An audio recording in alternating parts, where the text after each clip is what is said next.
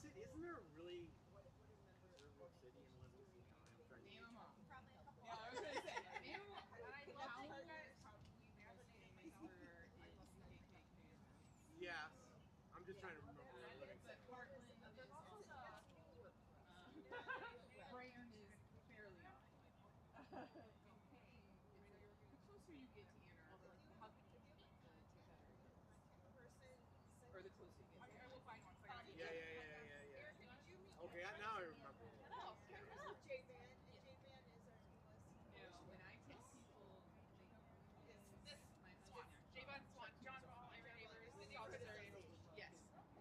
Also, I'm like, I used to think get a hold of Nate out of The the wealthiest? indigenous tribe. I'm like, sorry. Adopted out as an infant, so, but I'm trying to relearn from her. National Association of Doctors. I have a shirt that I'm going to wear to the next J-Man meeting. Not as hard as I look. Because I do look very white. That guy that just donated all the Aquashirt guy, he lives somewhere. Yes. He lives like in some rural area like that. I'm not sure if it's. No, he has that, but he was a suburb of Lansing. Yes. I want to see East Lansing. Weber. Yeah. Stockbridge or Weber are very close to one another. I'm guessing that's for security. Yeah. Okay. He's like, That's all everything. It's all very close. I'm like, hold on.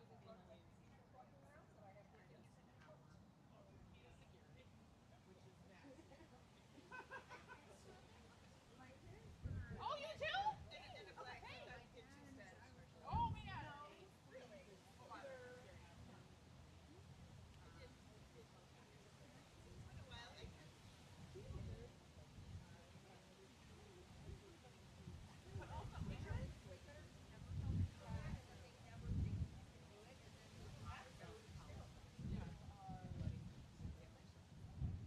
Wow. But also, Yeah. I love the Yeah. Oh, I would oh, agree. we're in good company now. He pretends like he knows me. How long has he been coaching there? I feel like forever. Yeah. Here's how long ago. And so, growing up, he wasn't the head coach at I've never been across the there. my dad and he would hang out and talk sports with each other, running, walking together. And so then when he became head coach, things had gotten worse. Times, so it was just kind of neat because, like, I didn't realize he was famous. So, you know what I mean? It's just like, it's just some guy who hangs out with my dad. Just a guy.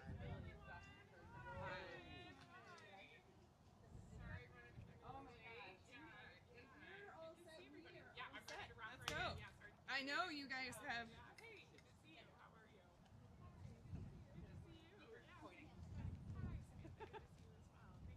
Thank you. Everyone wants to come on over here. Don't be shy.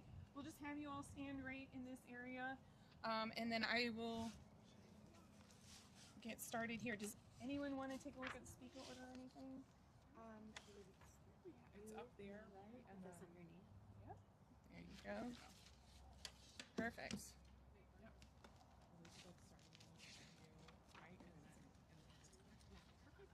Thank you. I know. Just bring them out. I know. Totally.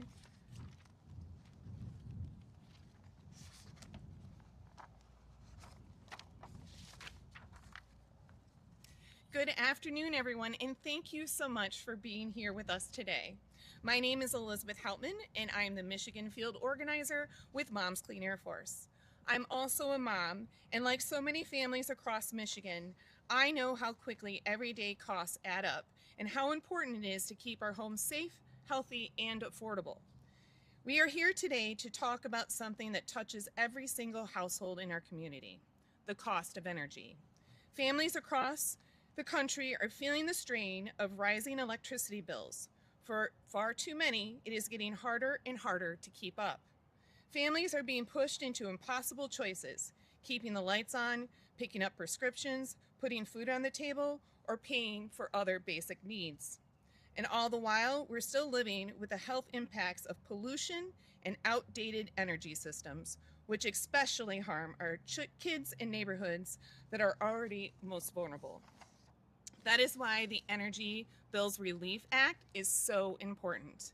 The Energy Bills Relief Act is about real solutions for real people.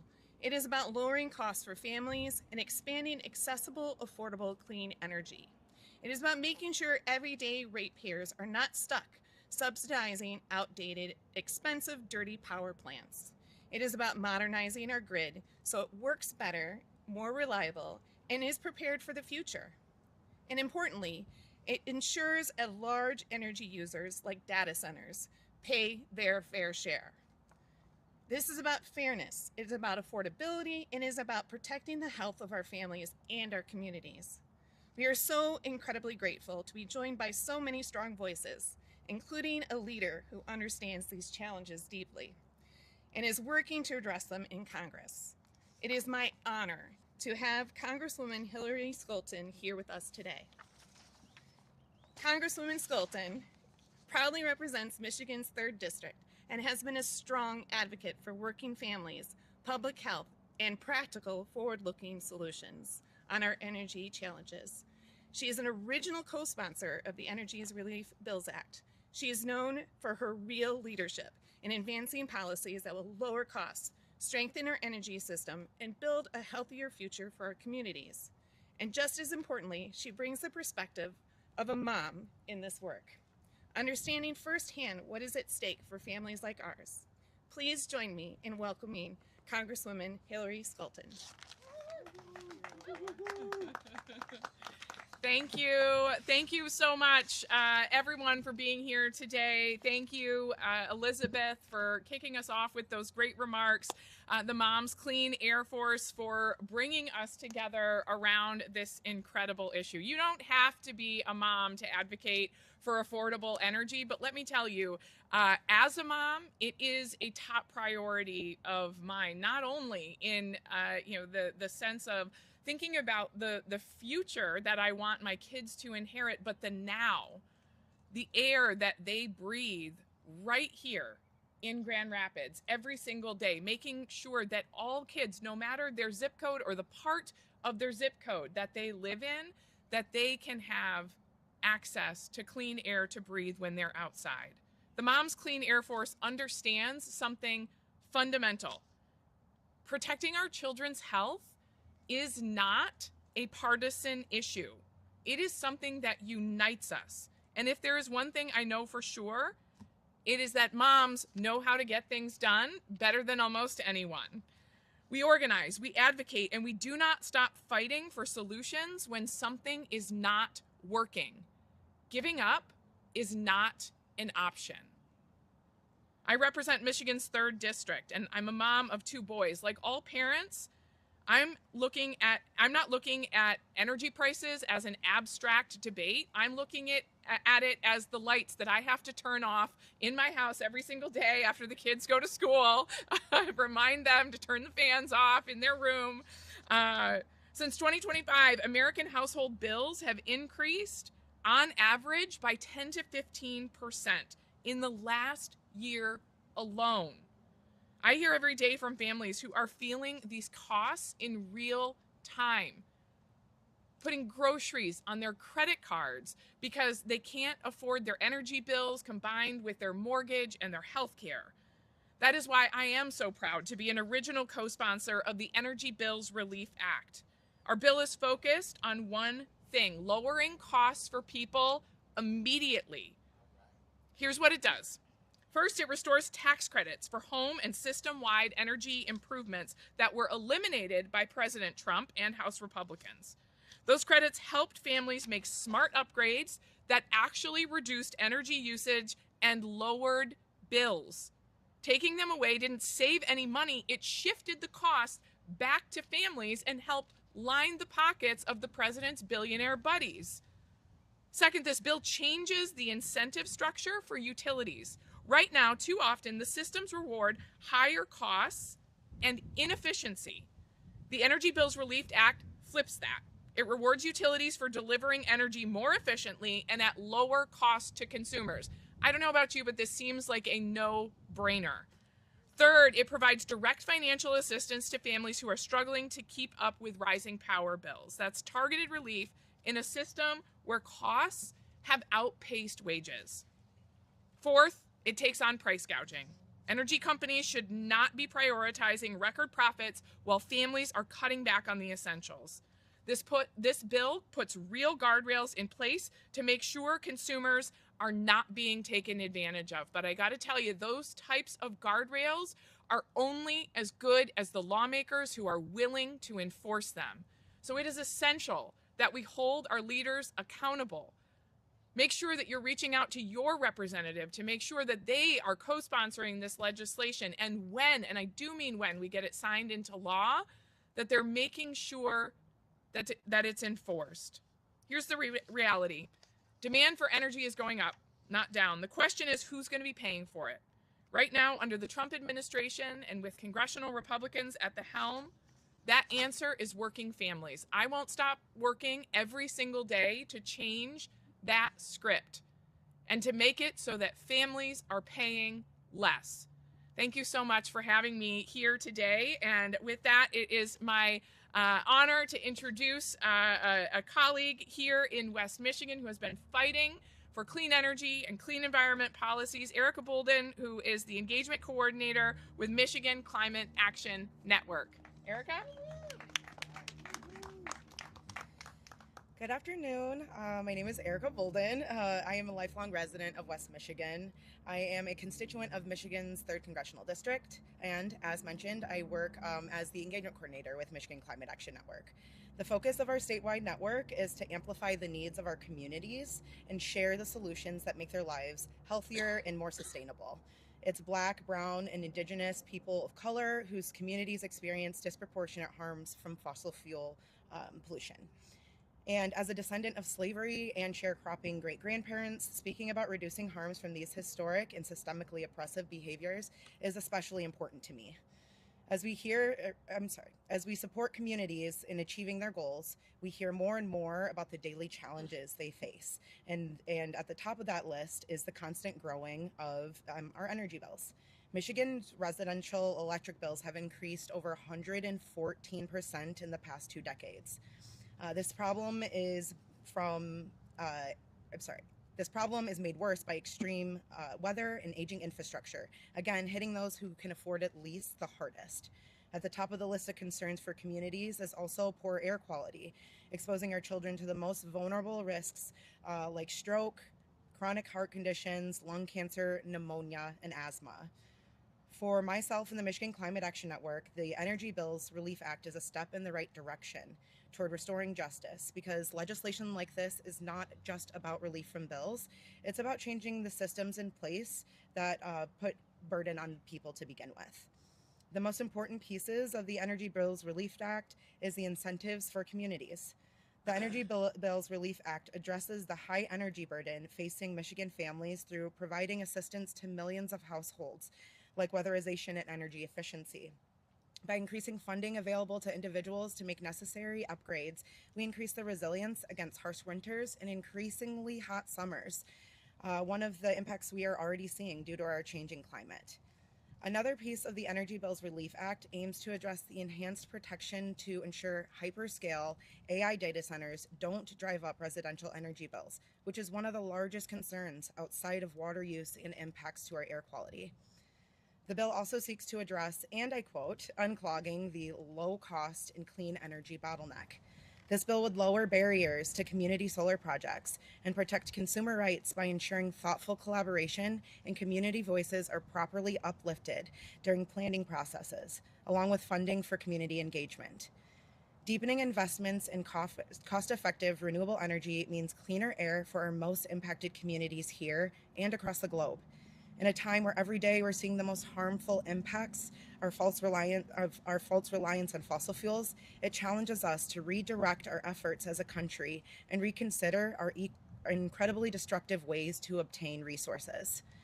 By reducing the current prioritization of fossil fuel projects that push out clean energy and adjusting the standard for clean energy sightings, we can address the significant role that the Great Lakes states plays to the entire world. By shifting our methods for energy generation, we ensure longevity of the Great Lakes, which makes up 20% of the world's surface fresh water. That's setting protections in place for 1/5 of all lakes, rivers, ponds, and streams. You know, the drinkable stuff. These regulatory adjustments, along with safer grid standards, are necessary to support a reliable, clean energy future while safeguarding the most important resource on this planet. And finally, this bill seeks to address market manipulation in hopes we can prevent corporations and monopolies from benefiting off of our growing energy costs, like our not-so-friendly friends at Consumers Energy, who continue to ask for rate increases while providing unreliable services, unclean energy, and making us pay unrealistically high rates. Clean energy is one of the cheapest, most reliable energy sources, helping to lower families' utility bills while also reducing our reliance on dirty, more expensive fossil fuels that contribute to public health and the climate crisis. We are at a critical juncture in destroying our climate and we are at a critical juncture in the clean energy story. The current administration is destroying our climate, and they don't care who they hurt along the way. Instead, we are working to solve the climate crisis, which is already disrupting lives and endangering millions of Michiganders every year. You can support the Clean Energy Bills Act by taking this action today. Tell Congress we need relief from high energy bills. You can do this by visiting miclimateaction.org and go to our Take Action page. It will take you just 2 minutes to make your voice heard and help make a difference. I look forward to continuing to walk in solidarity alongside the environmental justice community for a more equitable future. Together, we are stronger. Thank you again for your time, and now we will hear from Samantha Pinkering. Thank you, Erica, and thanks for having me. So my name is Samantha Pickering. I am the Public and Environmental Health Policy Manager at Michigan Environmental Council. And I wanted to chat a little bit today about how the energy costs are mostly discussed as an economic issue, when in reality, at its core, it's a public health issue. So access to affordable and reliable energy shapes the conditions people need to be healthy. It determines whether a family can keep their home cool during extreme heat events, whether an adult can safely heat their home in the winter, and if a child with asthma can breathe clean air, or if it's made worse by outdated energy systems. Energy is a foundational social determinant of health, and when it becomes unaffordable or unreliable, the consequences and how it impacts public health ripples across communities. When energy costs rise, families are forced to impossible trade-offs that Elizabeth touched on, and I just want to re-emphasize that no family should have to choose between a prescription medication and keeping their lights on in their home. These decisions really shape public health outcomes. And all of these burdens are not shared equally across the board. Our frontline communities, low-income households, communities of color, and those already overburdened by pollution are hit first and worst. These same communities are more likely to live near aging, polluting industry and infrastructure, and more likely to experience poor housing conditions, and they are more vulnerable to extreme heat and poor air quality. The impacts become cumulative, so it's not just one exposure that we are enduring when we're dealing with environmental health issues. It's layering energy costs on top of environmental pollution and inadequate housing and limited resources to things like healthcare. So together, these pressures compound and drive higher rates of asthma, cardiovascular disease, heat-related illnesses, and other preventable health outcomes. So it's not just high utility bills, it's these being layered on top of all of these other issues, and over time, they just compound and reduce population health, So all these efforts to block clean energy development and keep outdated coal plants online are not just environmentally harmful, they are economically inefficient and disproportionately harmful to the very communities already bearing the greatest burden. And on the other hand, when we invest in clean energy that's more efficient and more accessible in terms of energy systems, we create better conditions for public health. We reduce the harmful pollution, the household energy burdens, we improve housing conditions, and then we can build more resilient communities that can withstand the extreme weather events and the growing energy demand. And that's why energy policy is health policy, and why solutions like the energy bill, the EBRA is an important solution. Oh, it's right there. Energy bills, really fact. We know what it does. The name is not that important. What it does is the most important part. So, yeah, it's centered on people and not just energy systems. So by expanding access to clean energy, supporting the efficiency and prioritizing communities that have been most impacted, we can reduce these cumulative burdens that drive the poor health outcomes.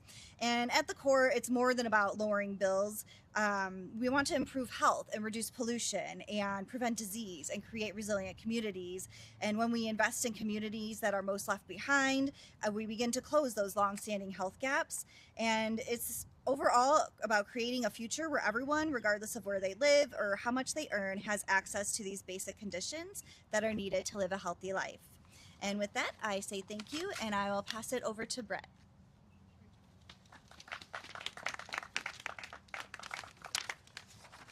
Thank you. My name is Brett Vredevoog. I am a residential realtor based here in Grand Rapids, and I am a member of the Great Lakes Business Network. For the past 13 years, I've made it my goal to help real estate industry and homeowners understand how energy-related upgrades can lower costs, increase home value, and improve the quality of life. I help buyers, sellers, and real estate professionals understand the benefits of home electrification, renewable energy systems, and high-performance building practices. I also educate owners on local and state programs that make these upgrades more affordable. Like many climates in the United States, here in Michigan, in order to maintain our homes properly, we must condition our homes year-round. It is a mandatory cost that often gets forgotten about in the home buying and selling process. And what I see every day in my work reflects a much larger national problem. According to recently released data by the Department of Energy, we know that a proportion of the United States households experiencing energy insecurities is increasing across the country. In fact, 33% of U.S. households experienced energy insecurity in 2024. That means that 1 in 3 families struggled to afford basic energy needs like heating, cooling, and lighting due to economic constraints.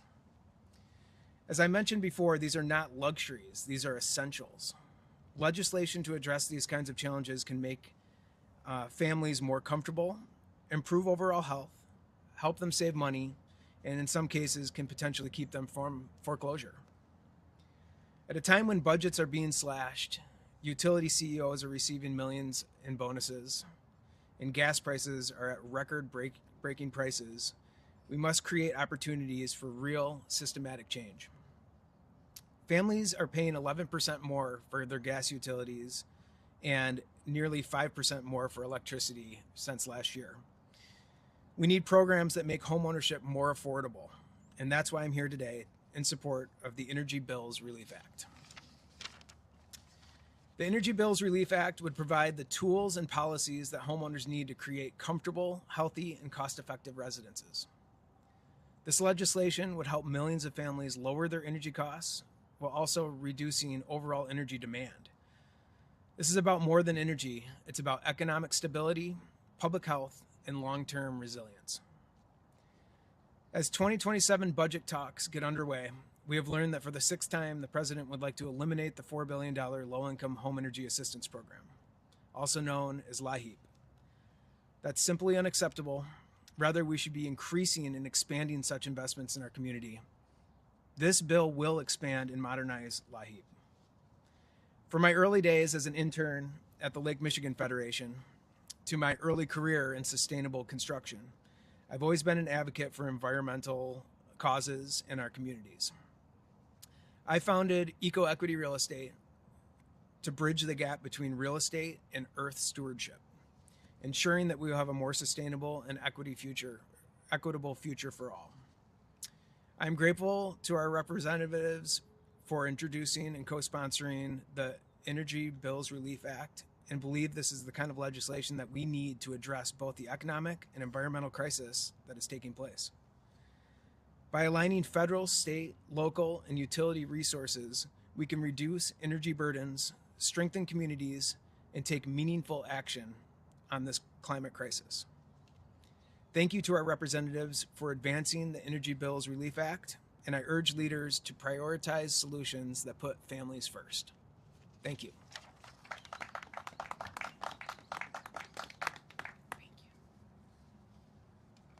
I'd like to thank our speakers, our partners, the John Ball area neighborhoods, and the audience for attending today. If there's any questions from our press that is in attendance, feel free to ask now. If not, we'll just conclude at this time and say thank you. Thank you. All right, thank you so much. You have to run. Okay.